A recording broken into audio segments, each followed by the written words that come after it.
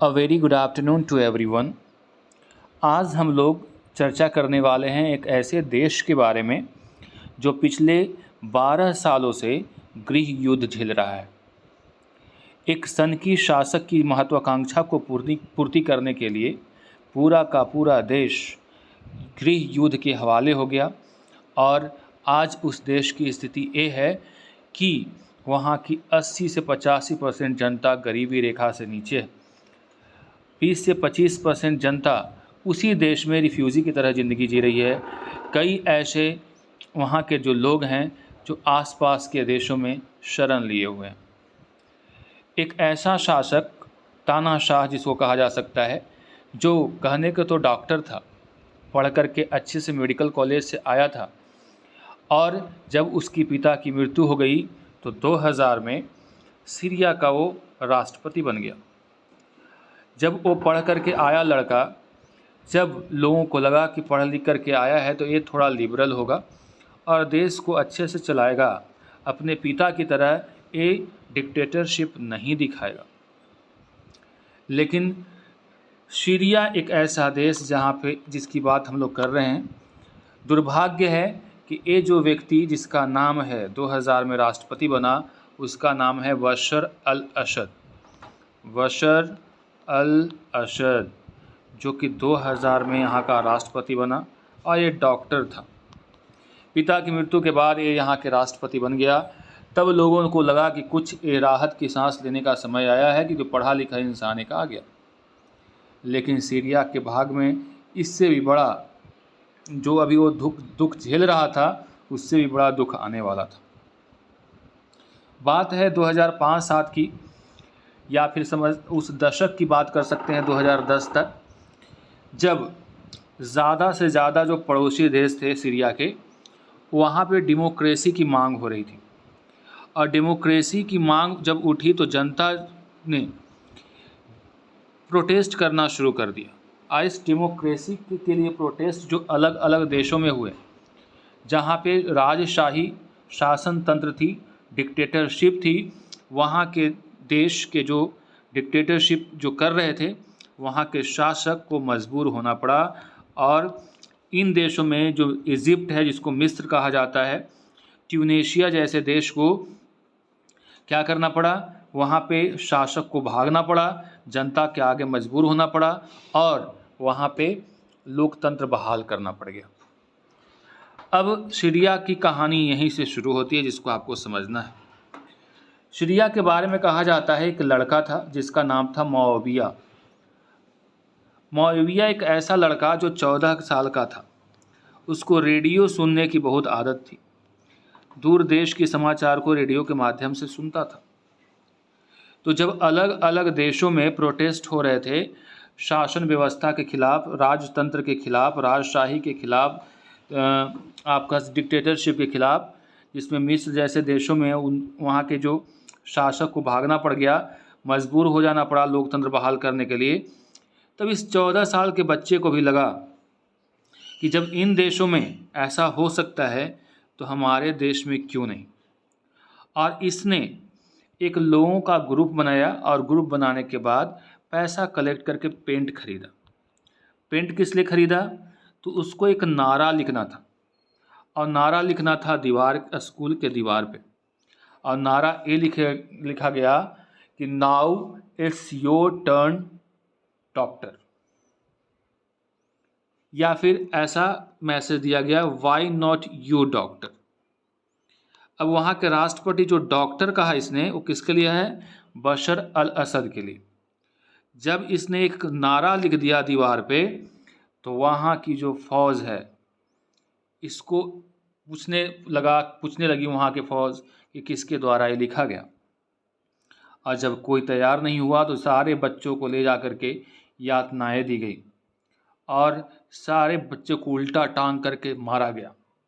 उसके गार्जियन जब जाते पूछने तो कहा गया कि अब अपने बेटे को भूल जाओ।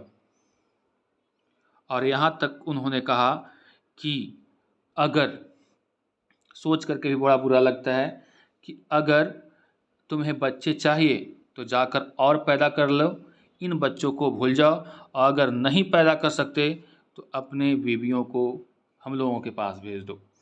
ऐसे शब्द का इस्तेमाल किया और इस असद की वजह से वहाँ पे काफ़ी लोग नाराज़ रहने लगे। 2011 में इसके कुछ लोग जा कर के वहाँ के लोगों से मिलने गए और तब इन बच्चों को छोड़ा गया। और जब बच्चों को छोड़ा गया तो कोई भी अपने टांग पे, अपने पैर पे चलने लायक नहीं बचा था।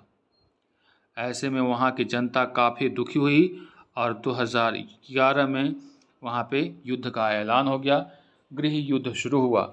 यानी पहली बार वहाँ की शासक और वहाँ के जनता के बीच में डायरेक्ट युद्ध हुआ। और इतना ही नहीं, इस असद ने वहाँ के जो जनता है उसके ऊपर रॉकेट लॉन्चर से लेकर के ऑटोमेटिक गन्स सारे तैनात कर दिए और इसमें कई लोगों की जानें चल गई, कई लोग बेघर हो गए और कई लोग देश छोड़कर भागने पे मजबूर हो गए। तो 2011 से सीरिया में गृह युद्ध चल रहा है, लेकिन अब जो फ़िलहाल ऐसा आ रहा है न्यूज़ कि वहाँ पे जो असद है उस मामले को कंट्रोल करने में कामयाब हो गए। तो एक कहानी थी सीरिया की जिसके बारे में आपने जाना है शॉर्ट में। ऐसे तो कहानी बहुत लंबी है, शॉर्ट में बस इतना ही जानना है आपको कि सीरिया गृह युद्ध का शिकार था, जिस पे अब दावा किया जा रहा है कि असद का कंट्रोल हो गया है। अब देखिए, अब उसके बाद का क्या माहौल बना है उसके बारे में एडिटोरियल है, तो इसको आपको समझना है। Syria's home coming. अब होम कमिंग का मतलब होता है घर वापसी। तो सीरिया की घर वापसी हो गई। सीरिया एक मिडिल ईस्ट का कंट्री है जो कि एशिया कॉन्टिनेंट में ही आता है और ये अरब देशों में आता है। सऊदी अरब वगैरह इसके पड़ोसी देश में से हैं। तो कहा गया कि जब वहाँ पे गृह युद्ध शुरू हो गए, आपस में झगड़ा होने लगा वहाँ पे, तो ऐसे में सारे अरब देश ने इसे किनारा कर लिया था। लेकिन जब स्थिति सुधरी तो अब है सीरिया को फिर से क्या करने की कोशिश की जा रही है, शामिल करने की कोशिश की जा रही है। इसलिए यहाँ पे लिखा हुआ है Syria's homecoming. On Arab leagues decision to readmit Syria. Arab League एक प्लेटफॉर्म है जो अरब देशों का है। इन्होंने क्या किया था कि सीरिया को अलग थलग कर दिया था, आइसोलेट कर दिया था, लेकिन इसने डिसीजन लिया है कि फिर से सीरिया को रीएडमिट करेगा, यानी फिर से इसको शामिल करेगा। Arab neighbour must help rebuild Syria. Arab जो पड़ोसी हैं उनको मदद करनी चाहिए सीरिया को पुनः बनाने में, रीबिल्ड करने में, while keeping up pressure on Asad. और हालांकि ये काम कब कैसे करना है, ये प्रेशर असद पे यानी बशर अल असद के ऊपर डाल के करना होगा। The Arab leagues decision to readmit Syria after over a decade of isolation. यानी कहा गया कि अरब लीग का जो डिसीजन है कि फिर से सीरिया को शामिल किया जाए, एक दशक के बाद जो आइसोलेशन झेल रहा था, अलग थलग पड़ा हुआ था, signal a growing desire of regional powers. ये दर्शाता है कि एक इच्छा है कि जो रीजनल, जो क्षेत्रीय पावर्स है उसको बढ़ाया जाए। To set aside intra Arab rivalries. और जो इंट्रा अरब जो अरब देशों के बीच में राइवलरीज हैं, यानी जो प्रतिद्वंदिता है, उसको दरकिनार करते हुए फिर से साथ में मिलकर काम करने का एक तरह से इस्टेब्लिशमेंट के तौर पे एक स्टेबल रिलेशनशिप वगैरह एक दूसरे के साथ ये करने का हो रहा है। यानी फिर से अरब लीग का फैसला है कि आपसी जो टकराव है, राइवलरीज है, उसको दरकिनार करके एक ऐसे रिलेशन को इस्टेब्लिश करना जो स्टेबल हो एक दूसरे के साथ। आयरनिकली देखिए, इसमें दुविधा क्या है, इसमें आयरनी ये है, आयरनी का मतलब कह सकते हो विडम्बना ये है कि it is Saudi Arabia which had rallied the Arab countries to expel Syria.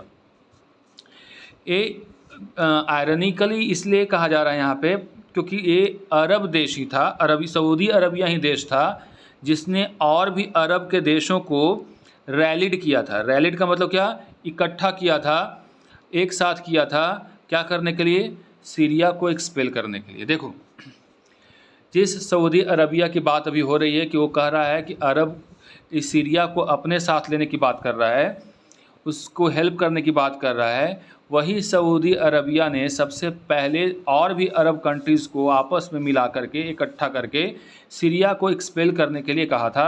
Syria को बाहर निकालने के लिए कहा था 2011 में।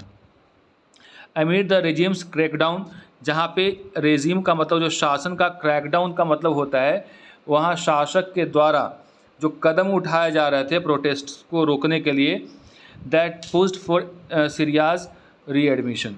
और यही देश अब क्या कह रहा है कि सीरिया को फिर से शामिल किया जाए। यानी कहने का मतलब यह है कि जो अरब कंट्रीज़ को इकट्ठा किया था देश जिसका नाम है सऊदी अरबिया कि सीरिया को बाहर निकाल दो, वही अब क्या कह रहा है कि नहीं, सीरिया को अब फिर से वापस ले लो। The move is also recognition that Syria's president Bashar al Assad has practically won the civil war. और ये जो मूव, एक कदम जो उठा रहा है, वो क्यों उठा रहा है? तो अपने आप में एक रिकॉग्निशन है, एक पहचान है कि सीरिया के जो प्रेसिडेंट है बशर अल असद, वो प्रैक्टिकली देखा जाए तो वो सिविल वॉर जीत चुके हैं। Signals of weakening of influence of US, और ये भी कह चुके हैं कि यहाँ पे जो यूएस का दबदबा हुआ करता था वो भी अब कमज़ोर हो गया है। Which still imposes heavy sanctions on regime and is upset with the leagues decision. और यूएस जिसका जो कि हैवी सैंक्शन लगाया हुआ है वहाँ के शासकों पर, और ये जो अपसेट का ये जो लीग का फ़ैसला है, यानी अरब लीग का फ़ैसला है, उससे यूएस क्या है, वो गुस्से में भी है। यूएस इन देशों पे सैंक्शंस लगाया हुआ है क्योंकि इन देशों पे रूस के साथ अच्छा बनता है, रूस इस पे अच्छा खासा इसका हेल्प करता है। ऐसे में यूएस इन लोगों से खफा रहता है, और जब सीरिया के ऊपर या और भी इन देशों के ऊपर यूएस ऑलरेडी सैंक्शंस लगाए हुए हैं, प्रतिबंध लगाया हुआ है, ऐसे में जब सीरिया को शामिल करने की डिसीजन ली गई है लीग के द्वारा, तो यूएस को अच्छा नहीं लग रहा।